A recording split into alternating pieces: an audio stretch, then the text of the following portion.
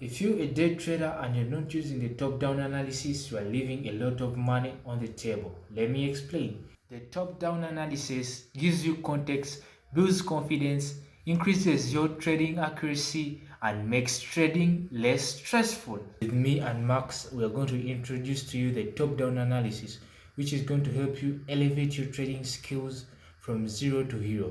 So take a look on how the different time frames can be aligned in order to align them with your strategy, your 4-hour strategy, your 5-hour strategy, your 15-minute strategy, to ensure that you maximize a lot of profits in the forex market. Let me introduce to you my friend Max, who's going to take you through the different ways we are going to do our top-down analysis, which we have divided into two: the weekend work and the day-to-day daily work that we are going to do. So Max, take a lead. As a day trader, you might think, I don't need to do it because I'm getting in and out of the market quickly. But trust me on this, if you bring top-down analysis in, your day trading results are going to get better, miles better. So in this video, I'm going to be putting together what I've found to be the best approach to top-down analysis for day traders. And this is from years of experience and helping traders to make millions of dollars. So it's going to be broken down into two sections. We are going to have weekend work and we are going to have day-to-day work. Max, do I need to do the technical analysis every day? Or what exactly should I be doing in the day? Weekend work should take place probably on a Saturday or a Sunday. It's not going to take a lot of time, but this is just stuff that you definitely don't need to do every day. It's time consuming and boring if you do that.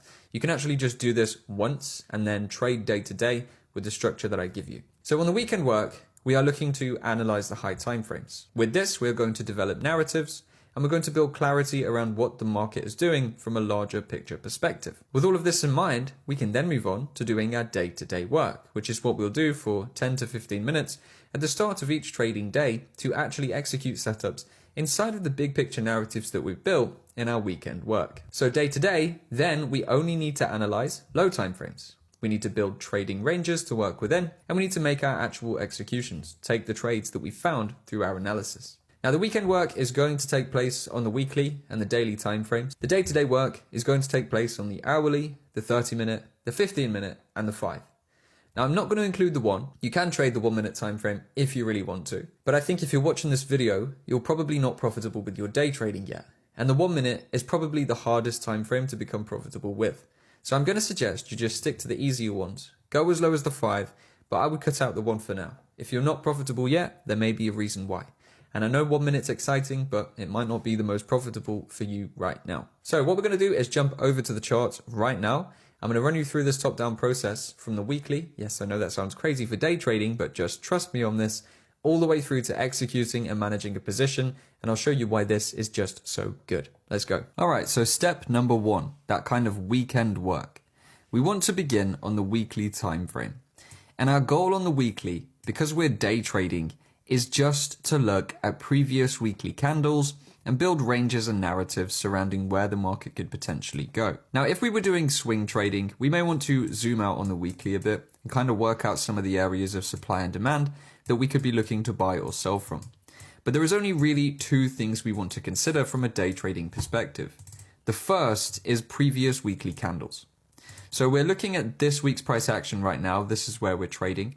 If we look at the previous weekly candle, which closed, what we want to do here is try and get an idea of the momentum and who's in control between the buyers and the sellers in the market. Now this candle shows a massive bullish push. Okay, we're looking at this blue candle here. If we consider the price action that this candle has printed and how this relates to the battle between buyers and sellers, we can see that this has wiped out 1, 2, 3, 4, 5, 6, 7 previous candles.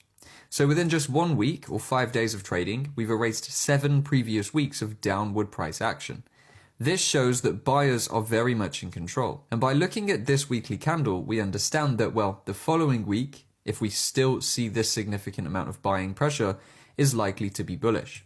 So the immediate thing we get from the weekly chart is just seeing how strong the buyers or sellers are. Okay? In this instance, the buyers are very strong. So we can consider going into the new week with a bullish bias or an idea to go long or buy. The second thing we want to look at is potential targets. The way we do this is by looking at efficiency in the market. So just to show you what that is, an efficient market is a market like the diagram that I'm drawing up, where every time we create a supply zone in price, we move away and then we pull back and we retest that supply zone, okay?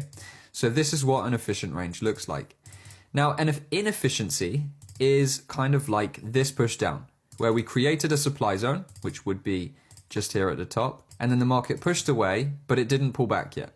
So the area that we create between where price is now and where the next supply zone is, that is the inefficiency. Now this works the other way as well with buys, okay? Any open price range created from an area of supply or demand creates an inefficiency. These inefficiencies are likely to be traded through, and they're also likely to create reactions when they've been filled. So if we have an inefficient price range, that can potentially act as number one, a magnet for price, and number two, an area for the market to react from. So for example, we have a small inefficiency down into here. If the market was to pull back to here, we would expect to see the market then push away. So if we had an inefficiency up here at the top, meaning if we had an open price range, say there was a supply zone and then a sell-off from there, we could consider that if the market was to reach the area of supply there, it would then reverse. So we would expect to see something like this. However, in this instance, we don't have inefficiency, okay? We just have this huge wick, which is an efficient price range. There is none of that imbalance that we've discussed. Now, when we have an efficient price range, so efficiency like this, and a target, which is just a massive wick, we have no real reason underneath this level for the market to reverse, right? So we could anticipate that the market will continue all the way up to this point and trade over this point, because at this point there is no reason for the market to reverse under this level, okay? There we've built our bias. We have a massive push of strength from buyers, which gives us a bullish idea. We could expect that if the buyers continue, we are going to see the market going up, and we have no inefficiency. We have an efficient price range with the high topped out here, which will act as a very clear target for the market, which we could use for high time frame biases. Now, we don't always need to hold our trades up towards these massive targets, right? Because I know as day traders, you probably only want to be holding trades for a couple of hours, not a couple of weeks. But it does open doors to potentially maximizing profits on trades, which is something we're going to cover very soon. All right, so now we would go to the daily time frame, and once again, this is weekend work. All we're looking to do on the daily is once again just realign, make sure there is no inefficiencies that we should be aware of, and then we want to just take a look at the existing candle moves. Here we have 1, 2, 3, 4, 5, 6, 7, 8 consecutive bullish candles. This shows that buyers are very much still in control. We have massive strength from buyers here, and that reason leads us to believe that we should just look for opportunities to continue trading bullish, okay? We just want to move with momentum. If momentum is super strong, then we can use our day trades and our lower time frames to execute positions in line with the bigger picture narrative, which is, in this instance, exceptionally bullish. So nothing has really changed too much here by looking at the daily. The only other thing we can see here is that we've broken structure as well, once again just adding to the bullish narrative. And what we've done here, if we carried this workout on, for example, Sunday, we would now know for this week we are trading in a very bullish market. And our overall idea should be, if a day trade provides opportunity to buy, we should go with that. But if a day trade provides opportunity to sell, maybe we should think about this before we get into it, because we have a hyper bullish market with a very clear bullish target as well. So this big picture narrative gives us the idea to buy, not to sell, okay? Now we can move into the day-to-day work, which is what you'll be doing on those lower time frames. So now we've jumped down to the 1 hour time frame. We still have our high time frame narrative target up here. And now we can start to look at the more close trading range. Now for day trades, we don't need to worry about these massive imbalances being filled before we start looking for buying opportunities, okay? For a swing trading perspective, a trade would look something like this. If the market was to get into here, we would look to buy. But there is no guarantee, unless structure shifts, that we are going to be getting all the way down there.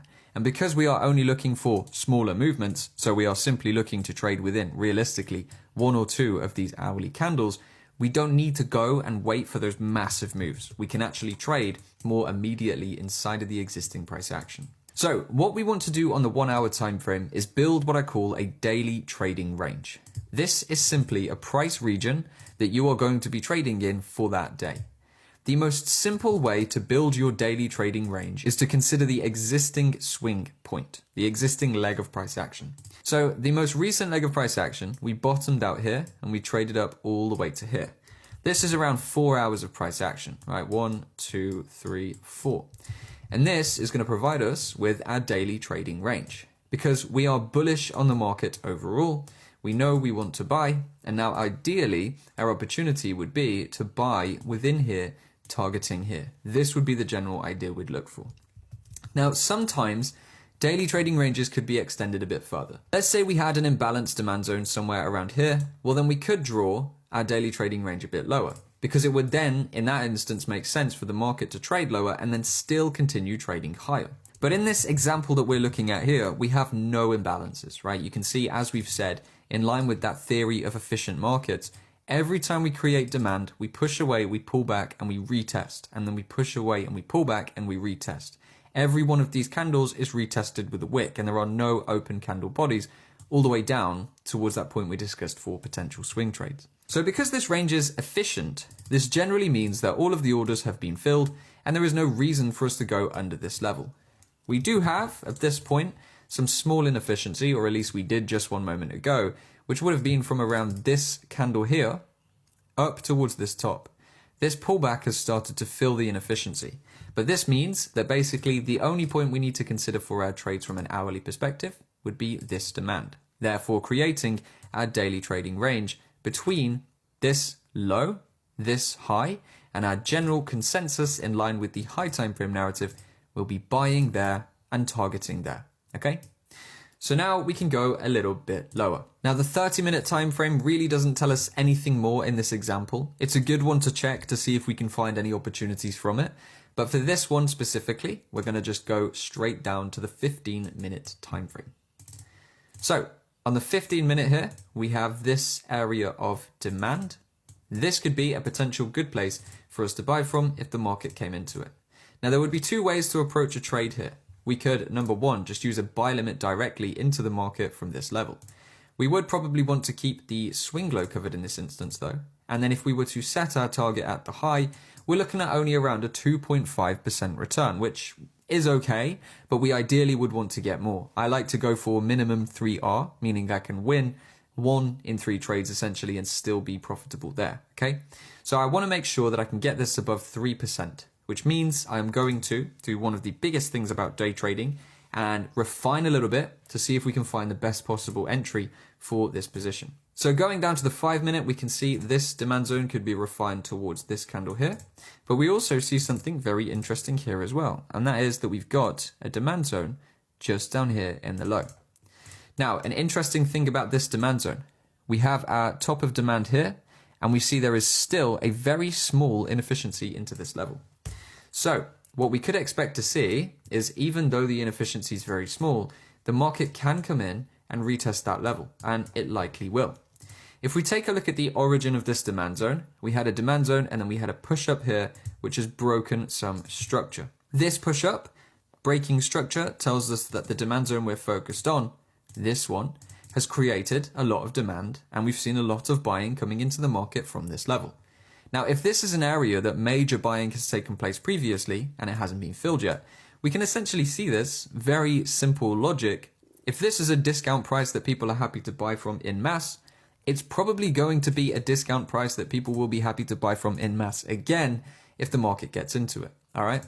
So our trade opportunity now could look like this, a nice refined example where you could buy limit it if you wanted to, and that would be a very high risk reward trade. But what we're going to do is something a bit more similar to what I would do here, and we're going to look at a more confirmation focused approach. So now that we're down here on the 5-minute, ideally what we would want to see is the market coming down into this level, retest it, and then start to break structure to the upside.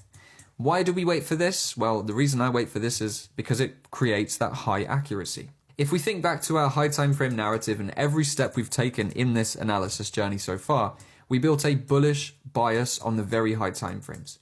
We've then built this bullish bias on this lower time frame. Now we want this very lowest time frame, the execution time frame, to also align with our bullish bias. Okay, so we want to make sure that the 5-minute is bullish in line with every other time frame that is also very bullish. So we wait for the market to come into this level. As we can see, it has done just that.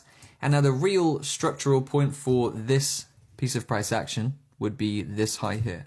So if the market was to close above this level, we could buy, we could have our stops in the range at a safe level, and then we can take this market all the way up to the high, okay? So let's jump this forward a little bit. Here we see the market's pushed up and created a closure above that previous wick. So we're just gonna line that up. There's our closure.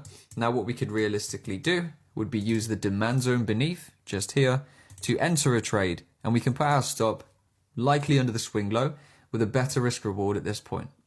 So we can buy here, we can have our stops under the low, our targets up into the high, and now we're looking at a 4.17% potential trade, right? So this alone, this setup, you could have potentially found something like this without the high time frame analysis. However, the risk you run by doing that is because you don't have much context. You may have seen that the market reversed sharply from here. So your immediate instinct may be to start selling. You may say, okay, with this push down, we've broken multiple points of structure in this move. So if we pull back up, we will look to sell the market lower. The problem with viewing things from such a low time frame perspective there is that when you incorporate the high time frame narrative that we've looked at, it becomes completely obvious that this is the wrong thing to do. And it's the fact that we've done that high time frame analysis that we have the clarity and understanding around what the market is actually doing.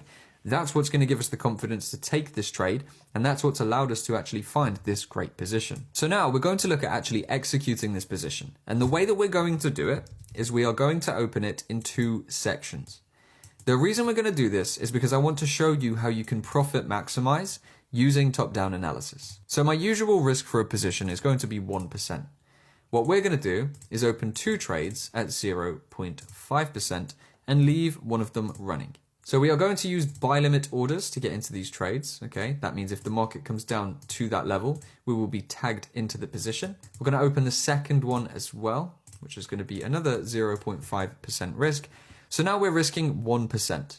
But what we're going to do is draw one of the take profit levels all the way up to that high time frame narrative target, which is all the way up here. This is a massive risk reward. So realistically, we've got a day trade with a 4% potential return, but we can, if we want to, optionally swing trade this into something that could get a massive return. Now, I know if you are a day trader, you're probably not going to hold trades for that long. But even if it got a little bit further, you're locking in a bigger profit. And because we have that understanding that the market is likely to go higher, why not hold some to maximize the profits that we can make on this move? So now with this said and done, let's just allow this trade to play out and you will see the process coming together. We have the high time frame, which built our initial bias and narrative for this market. And now we're moving into this lower time frame. And as you can see, we've reacted from demand and we've started to push up, and the market very quickly trades through towards that first target, okay? Now you're going to see the beauty as well. The first trade is now closed and we have realized a profit of 2%, okay? Because we had a 4% trade and we've closed half. We have an unrealized profit of another around 2%. But what we can actually do with this one is hold it and move it even further into profit, which actually comes from the fact that we did that high time frame analysis and understood that the market is likely to go higher. And now I've moved over to TradingView because that trade cut me off, the backtest ended, but we can see in real time now at the time of recording this, that if we'd held this trade past the initial target of around 4%, which would have been the first overall target, if we'd have held a portion of that position out, it would now in real time be trading at 11.5 R, which at 0.5% risk is going to be around 6%, okay? So you can see that just by having that high time frame narrative, which was to target the 1.71800 level, we actually managed to massively maximize the profits taken on this trade. We took around 2% profit there, and we'd be running a further 6% profit here. So we've turned a 4% trade into an 8% trade overall just by having that high time frame narrative. And as I said, you may not want to hold trades all the way. Maybe you still want to get out within the day. But even if you did, you could have got out up here or even up here and added 1 or 2% to the profits that you'd have made on the move. To quickly recap the process, we are going to begin on the weekly and daily timeframes. And here, all we're trying to do is build a narrative. We're going to find high time frame directions, targets, and momentum using the weekly and the daily. When we've done that, we're going to go day by day to the hourly and 30-minute, where we build our trading ranges for the day. So the upper boundary and lower boundary of where our trades are likely to take place this day. Then we build our narratives inside of Bear to find our actual entry zones and the best place for stop losses. We then go to the 15 and 5-minute to kind of refine all of that, find our target, our entry, our stop positioning, and actually execute the positions that we've crafted through this top-down flow. That was it for the day. For more videos like this, don't forget to subscribe to my YouTube channel, Zonan FX. I'm out.